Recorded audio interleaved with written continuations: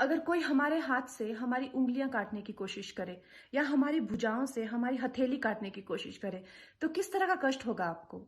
वही कष्ट पहुंचाया है चाइना ने हमें लद्दाख पर अपनी लालची नजरें गड़ा के, और वहां हमारी सीमा का एक एक इंच बचाते हुए हमारे 20 जवान शहीद हो गए हैं।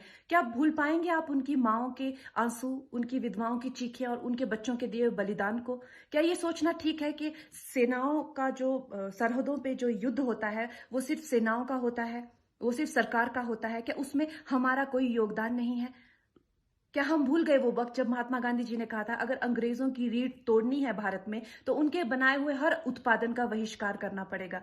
तो क्या ये जरूरी नहीं है कि हम भी इस युद्ध में हिस्सा लें, क्योंकि लद्दाख सिर्फ एक जमीन का टुकड़ा नहीं है, भारत की अस्मिता का एक बहुत बड़ा हिस्सा है, भारत की हथेली है। हम उसे किसी तरह से इस दुश्मनों के उनके गंदे इरादों में सफल नहीं होने दे सकते।